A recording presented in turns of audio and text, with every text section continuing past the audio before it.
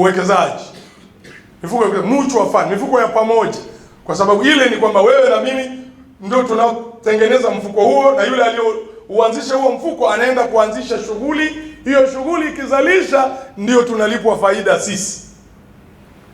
Na hisa hizi zinaweza zikaitwa common stocks, hisa za kawaida tu za kampuni, au zikaitwa preferred stock. Preferred stock ni pale zinapochanganyika hisa ya kampuni, sijui amenunua miamala ya dhamana, sijui amenunua vitu gani huko vingine, anachanganya pale. Lakini pia kuna hatari za hasara zinazoendana na hizi equity. Equity hizi kuna hasara za aina mbili. Hasara ya kwanza inaitwa systemic risk. Systemic risk hii ni hasara ambayo ni ya kimfumo. Kama hivi vita ya Ghuba ile imeleta athari mpaka huku, hiyo ni systemic risk. Huwezi kuizuia wewe kama wewe peke yako. Lakini pia kuna systematic risk na kuna systemic risk. Hii systemic risk nimegeuza mimi pale. Systematic risk ndiyo ya ule muamala wenyewe, biashara yenyewe ile. Hapo nimegeuza. Systemic ndio hiyo ya mfumo. Kama sasa bei za mafuta zimepanda, zinasababisha usafiri umepanda, bidhaa za vyakula vimepanda, kila kitu kimepanda. Ile ni systemic. Huna namna wewe kuizuia. Na ile ya systematic ya ndani ya muamala unaweza ukapima kabla ya kuwekeza. Ndio maana lazima usome hiyo, huyo aliyeleta huo muamala wa uwekezaji ameeleza kuhusu uwezekano wa kupata hasara. Kuna risk, ameeleza riski za huo muamala na namna ya kuziepuka hizo riski. Kama hajawekeza usiwekeze, kwa sababu siku kuja gundua hizo riski zake utakuwa umeshapata hasara.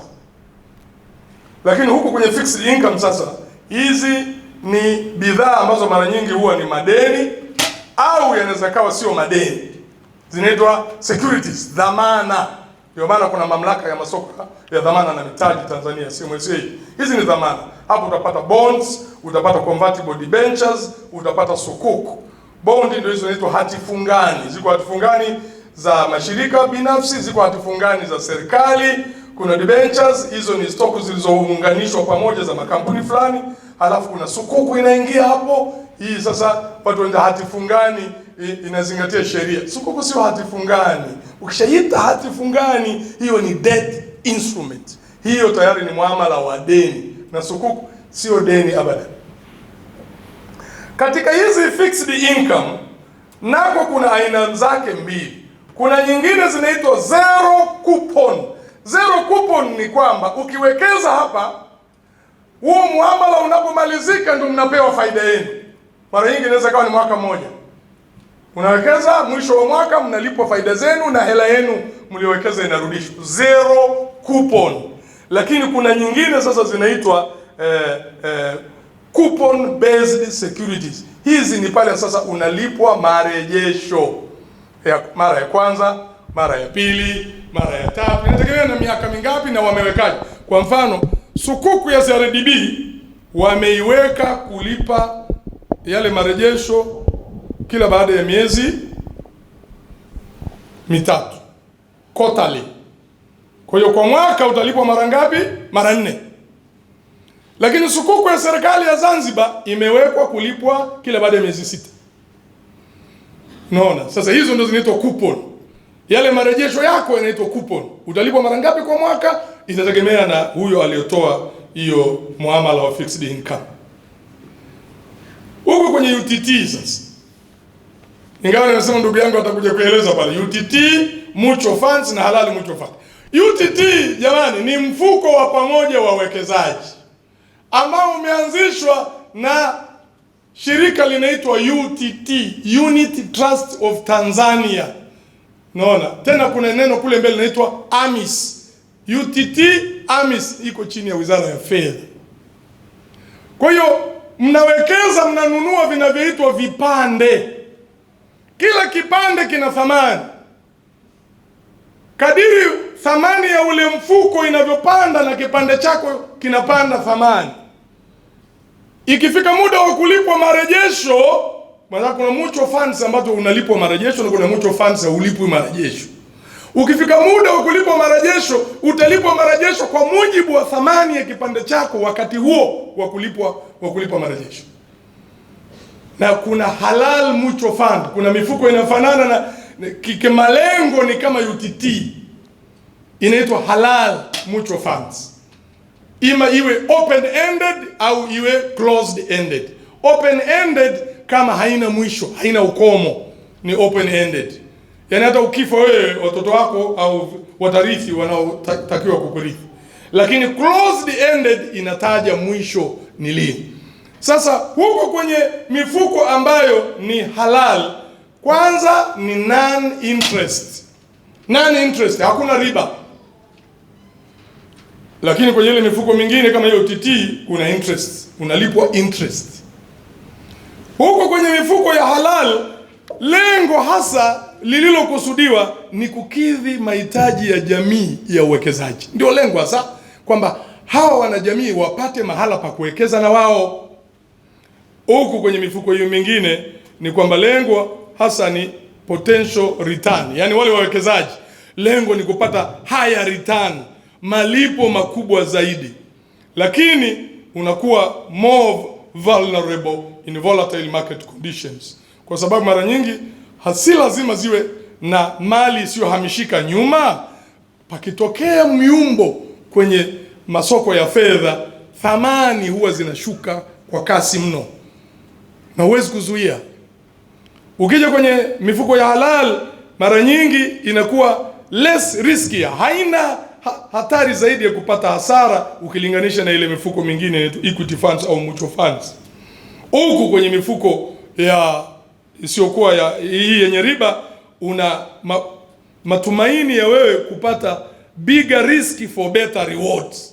Ukiona mahala, watu wa uchumi wanasema hivi, ukiona mahala uwekezaji wako umepewa faida kubwa, usichangilie. Ukubwa wa faida au hiyo riba wanayosema, ukiwa ni mkubwa, elewa wanakuambia kwa lugha nyingine, huu muamala una hatari kubwa ya kupata hasara. Lakini sisi watu tunaangalia namba zile. Asilimia ngapi? Sawa, asilimia ngapi? Je, uwezekano wa kupata hasara ukoje hapo? Kwenye mifuko hii halal, high level of transparency inatakiwa iwe transparent. Yaani wajue wenye mfuko, kwa sababu nyinyi ni wenye mfuko mliowekeza pale. Mpewe mahesabu ya mfuko wenu, kama ni kila kota, kama ilivyo makampuni yanatakiwa yatoe quarterly report. Itoke ripoti ya kila baada ya miezi mitatu, na kwa mwaka mzima itolewe ripoti. Sasa tumeanza kuwa na mifuko ya halal hapa nchini, lakini mingine haitoi mahesabu, inavunja ile kanuni ya high level of transparency. Na sio mifuko ya halali tu, hata baadhi ya makampuni ya bima hapa Tanzania, hii bima za Kiislamu, takaful. Sisi tuna kampuni ya uuzaji wa bima ya takaful, inaitwa Yusra Takaful Brokerage Company Limited. Tulianza mara tu ya kwanza huduma hizi hapa Tanzania, lakini sasa hivi kuna maswali tunashindwa kujibu. Waliokata bima ya takaful wanauliza, shekhe, mlituambia tutakuwa huu mfuko wa bima ya takaful ni wa kwetu, tutakuwa tunapewa mahesabu kila mwaka, mbona toka mwanzishe hatujapewa mahesabu? Mdomo unajaa mate. Tukiwaambia wenye hiyo watoaji huduma hiyo, wanatuambia unajua bado hatuja. Toeni mahesabu ili wenye mifuko ya bima, wenye mifuko ya halali waliowekeza wakijua hii ni ya halali, ni ya Kiislamu, wajue thamani ya mifuko yao. Mimi nimeandika barua kwenda mamlaka ya bima Tanzania, nikiwaambia hatari inayokabili takaful industry in Tanzania. Dokta, tuna hatari. Hakuna mahesabu yanayojulikana. Maanake mwisho wa mwaka kampuni ya bima ya Kiislamu inatakiwa tueleze kitu kinaitwa underwriting surplus au underwriting deficit. Ituambie mfuko wetu baada ya kuwalipa wale wenye mfuko tumebakiza salio. au kuna deni tunadaiwa. Maana inawezekana mfuko, ajali zilikuwa nyingi, tukawa tunadaiwa deni. Na kwa mujibu wa kanuni za TIRA za mwaka 2022, ikiwa kuna deni, ile shirika la bima ya takaful linatakiwa shareholder wake, wamiliki wa hiyo kampuni, wakopeshe mfuko wa bima ya takaful ili wao waje walipwe baadaye. Wakopesha mkopo usio na riba, unaitwa karadha hasana.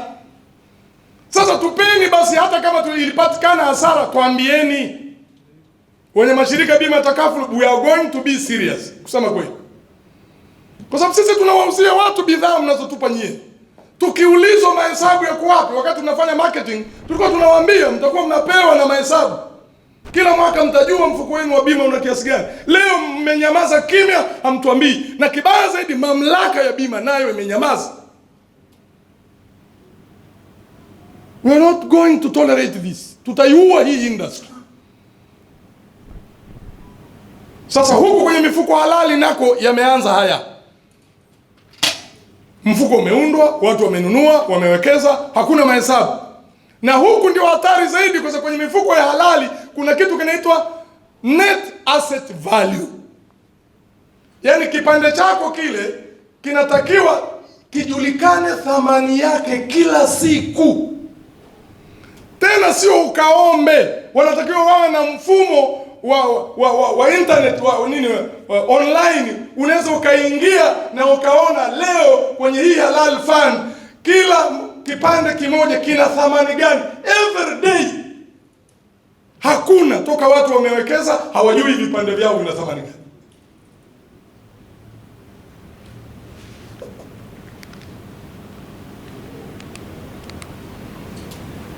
Tuingie kwenye sukuku. Sukuku ni miamala ya masoko ya mitaji na dhamana ambayo mwekezaji akiwekeza anakuwa ni mmiliki wa mali isiyohamishika au manufaa ya mali isiyohamishika au mradi fulani, akimiliki kwa pamoja yeye na wengine waliowekeza. Mnakuwa ni wamiliki wa pamoja nyinyi, kila mtu prorata. Prorata kwa maana kama uliwekeza kiasi hiki, wewe ni mmiliki kwa kiasi hicho. Aliyewekeza kiasi kikubwa zaidi, yeye ni mmiliki kwa kiasi hicho kikubwa zaidi. Na lazima muamala wote unaitwa sukuku uendane na misingi ya sharia. Msingi wa kwanza wa sheria wa sukuku, lazima kuwe na mkataba wa sharia. Na huo mkataba wa sharia ndio unaotoa jina la sukuku. Ukisikia sukuku inaitwa ijara sukuku, ujue mkataba ulioko pale ni wa ijara. Nani mkodishaji, nani mkodishwaji, kilichokodishwa ni nini, inaelezwa kwenye ile sukuku yenyewe. Ukisikia sukuku inaitwa wakala sukuku, ujue huo ni mkataba wa kisharia unaitwa wakala, na mkataba wa wakala una masharti yake ya kisheria.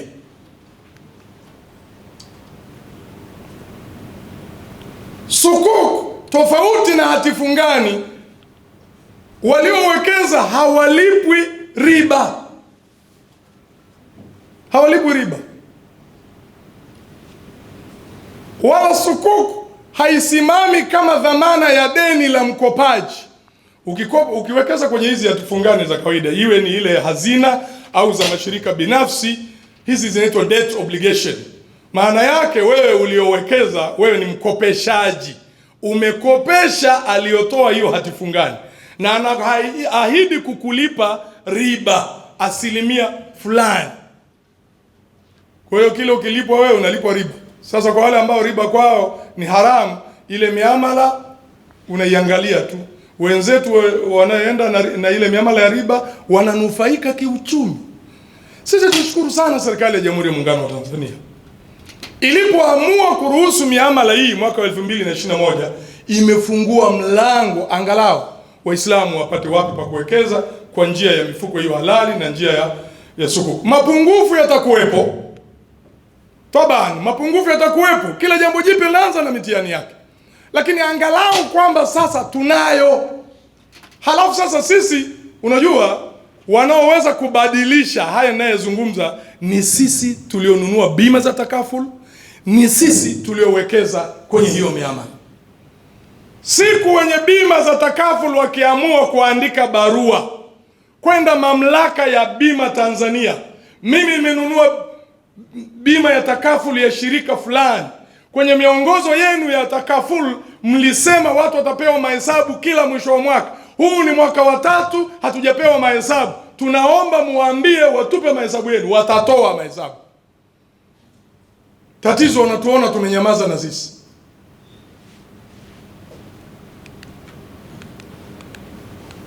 Sasa kwenye sukuk tofauti yake na bondi ni nini?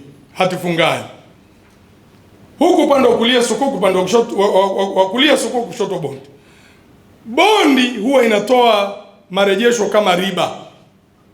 Sukuk marejesho yake ima ni faida au ni kodi. Taeleza huko mbele. Kwa sababu kuna watu nao wanadhani kila sukuk yale marejesho yatatoka kwenye mradi ambao ni wa yule aliyotoa sukuk. Sio kila sukuk iko hivyo. Kuna sukuku ambazo pesa zetu ndio zitaenda kuanzisha huo mradi. Kwa hiyo sukuku ile lazima mapato yatoke kwenye ule mradi.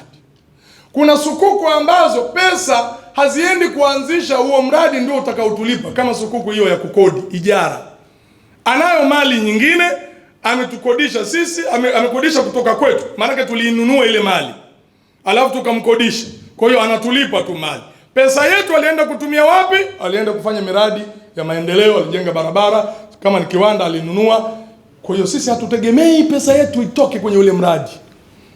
Kwa mfano, sukuku ya Zanzibar kuna sehemu ya pesa zimeenda kujenga barabara.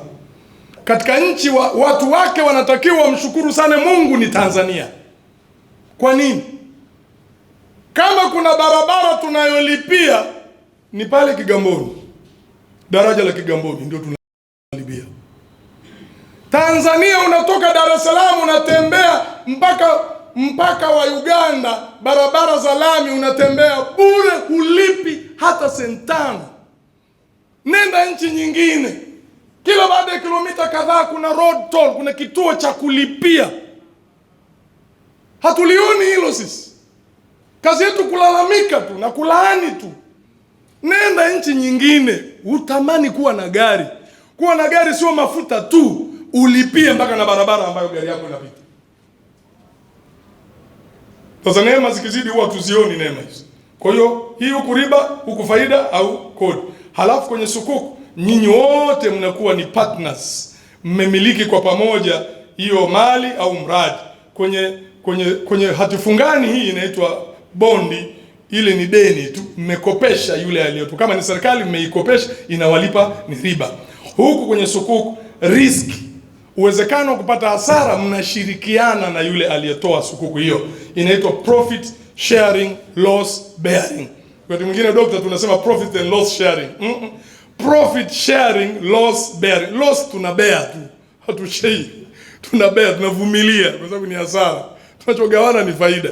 Haya, hiyo ni PLS, profit and loss sharing kwenye sukuku. Huko kwenye bondi, ukinunua wewe bondi, umemhamishia yule mwenye bondi, uwezekano wa hasara umemwachia yeye. Yaani wewe hutakiwi upate hasara. Halafu huku kwenye sukuku kama nilivyosema kuna mikataba ya kisheria. Mkataba wa mauzo, mkataba wa kukodisha, mkataba wa ushirikiano, musharaka au mudharaba. Huku kwenye bondi ni mkopo tu, hakuna chochote, ni mkataba wa mkopo.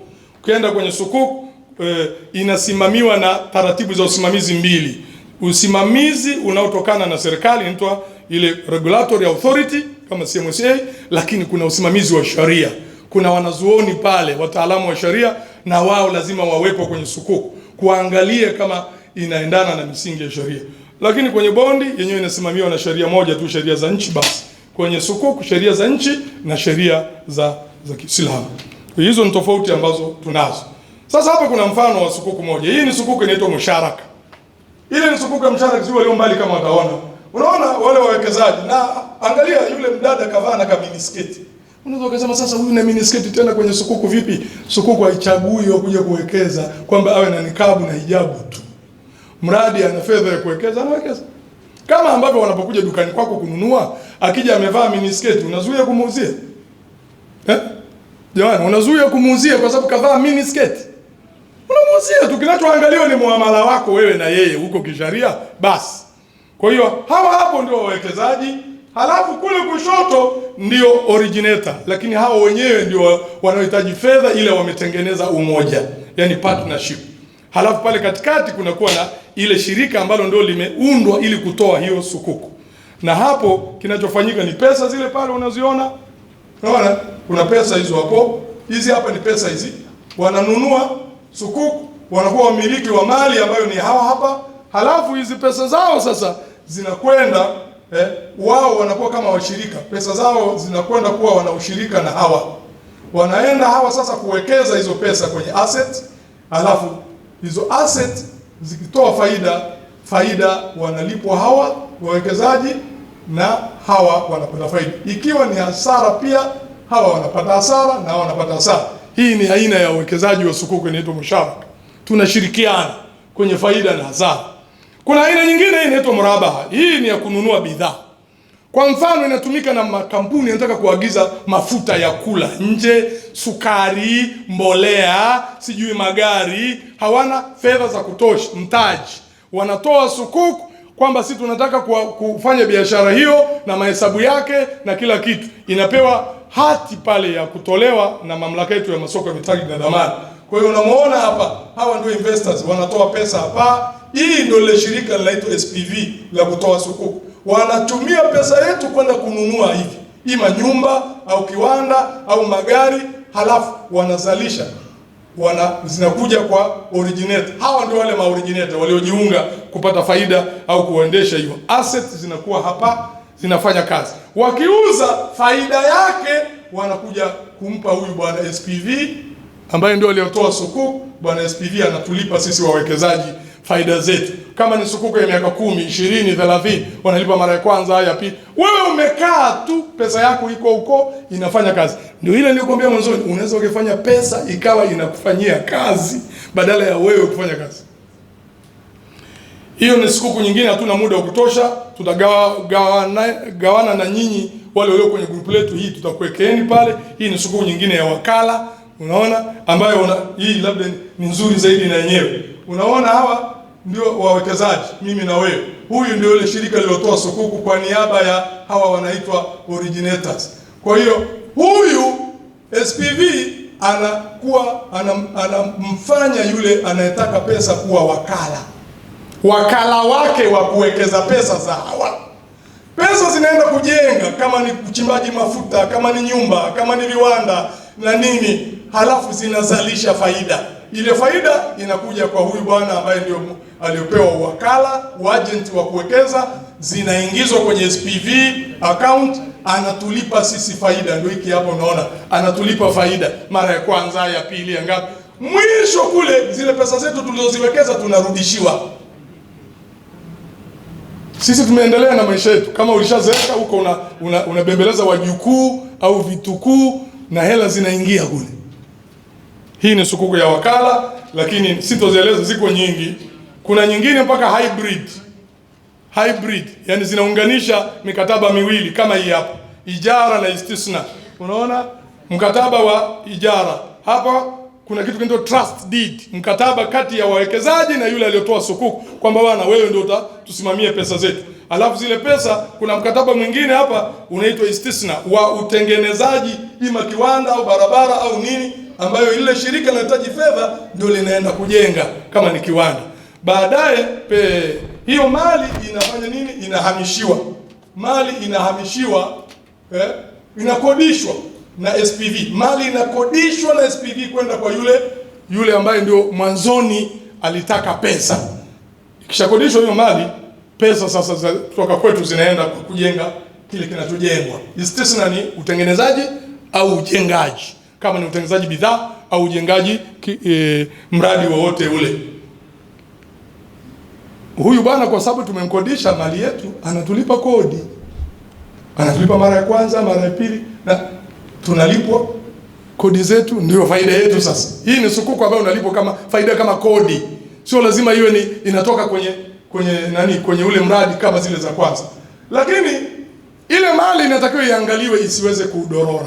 Anapewa usimamizi huo yule ambaye ndio alitaka pesa, anakuwa ni mwakala wetu. Kishakuwa ni wakala wetu, analipwa, inatakiwa alipwe, analipwa fee yake ya kutunza hiyo mali ili isiharibike. Baadaye kinachofanyika pale ni kwamba mali ilishatengenezwa zile kutokana na istisna, hii mali zimetengenezwa, zinapewa hapa kwenye SPV. Kinachofuatia ni mwishoni yule aliyetaka pesa ananunua ile mali kwa bei ya soko. Kama sukuku ilikuwa ya bilioni 10, ananunua kwa bei ya soko. Mfano, ikiwa sasa imeshuka bei yake ikawa bilioni 9, hii bilioni 1 inatoka wapi? Kuna utaratibu maalum upo wa kufungua akaunti inayozalisha pesa, baadaye zile zinakuja kuwekwa pale kujaziliza, au bima ya Kiislamu inalipa hiyo tofauti iliyoko pale, ili nyinyi msipate hasara. Upate hasara kwa kuwekeza hapo, baadaye wanalipa pesa ile. Pesa hiyo tunalipwa sisi, zile certificate zinarudishwa, hiyo sukuku imemalizika. Hii ni sukuku ambayo ni chotara hybrid. Hili somo huwezi kulielewa mara moja. Mimi na wanafunzi yani mpaka leo bado huwa tukiwasilisha wanaendelea kujifunza kitu. Kwa hiyo na leo wewe umelipata, tutakupa huko kwenye group letu hizi nani zetu. Sasa tuangalie opportunities za sukuku tumalizie ambazo tulizo nazo chini ya sura sukuku. Kwanza tuna hii sukuku inaitwa fei sukuku. Fei sukuku hii ni ijara sukuku ya miaka 3, ina faida 13% kwa mwaka. Ilikuwa ndogo sana, bilioni 1.5 shilingi za Tanzania. Hii imekwisha. Hii watu wamewekeza sasa, wanasubiri tu waweze kuanza kuja kula faida zao baada ya kupewa idhini ya CMSA. Hii iko Tanzania. Kuna sukuku nyingine inakuja iko Tanzania na yenyewe ni hybrid ya ijara istisna ya miaka 3, faida yake itakuwa 13%. Ni ndogo na yenyewe ni bilioni 2.5. Iko kwenye uandalizi, tunaiandaa hii. Inaitwa Taibat sukuku. Huyu jamaa anajenga kiwanda cha kusindika mihogo. Kumbe unga wa mihogo ni ghali kweli kule China. Ndio unatumika kwenye vitu vingi tu, mpaka kwenye hizi tiles zinazong'aa hizi. Kumbe ni unga wa mihogo. Jamaa akapata tenda, sasa anataka kujenga kiwanda. Hii nayo iko Tanzania. Hii tutakutangazia. Kuna hii ya New Venture, ni ujenzi wa kiwanda kwa teknolojia mpya ambayo itakuwa miaka 5, 14.5. Yenyewe ni kubwa hii. Bilioni 85.65. Iko na yenyewe kwenye hatua. Tayari ilishalipiwa CMSA, kulikuwa na mambo yaliyochelewesha yanaendelea, iko Tanzania. Kuna hii iko Kenya. Sukuku ya 4 iko Kenya, hybrid istisna ya miaka 5, 14.5. Hii ni ya dola milioni 25 sawa na bilioni 3 za Kenya. Iko kwenye hatua ya uandaaji kwa washirika wetu walioko Kenya kule, lakini inauzwa mpaka huko. Nyingine hii hapa iko Uganda. Hii ni sukuku ya serikali ya Uganda. Unaona? Yenyewe ni kubwa hii. Ya miaka 10, euro milioni 450 sawa na kama trilioni 1.25 za Tanzania.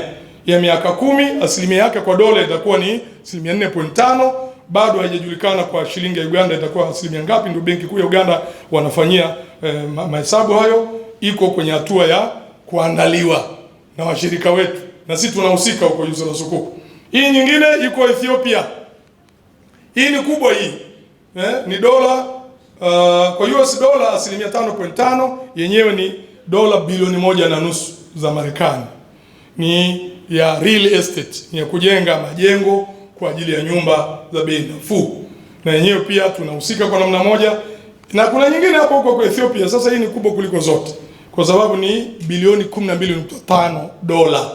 Faida yake ni asilimia 5.5 na ni ya miaka 15. Hii na yenyewe iko kwenye hatua ya kupata wa kuweza kuistructure na kwa namna fulani, na sisi tunahusika humo. Kuna hii ya Rwanda, yenyewe ni ya chuo kikuu, ni euro asilimia 4.25 kwa mwaka. Ni thamani yake ukubwa ni dola milioni 15, na yenyewe iko kwenye hatua ya utengenezwaji Rwanda hapo kwa majirani zetu. Kuna hii nyingine iko Ghana, ni mradi mkubwa sana wa hoteli ambayo imebidi kuangalia, je, itakidhi vigezo vya sheria, kwa sababu hoteli mle ndani kuna pombe, wakati mwingine kuna nini, lazima screening ifanyike ili iweze kutimiza. Lakini ni mradi mkubwa milioni 29.1. Sorry, nimeandika Rwanda pale, hiyo ni Ghana.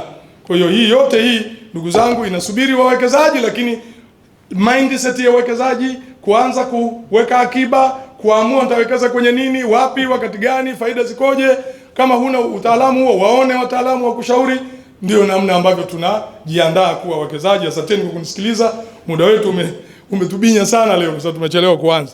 Lakini nadhani nashukuru nimekimbia mpaka kumaliza hii presentation ambako tunatakiwa kukimbizana na asili. Asante.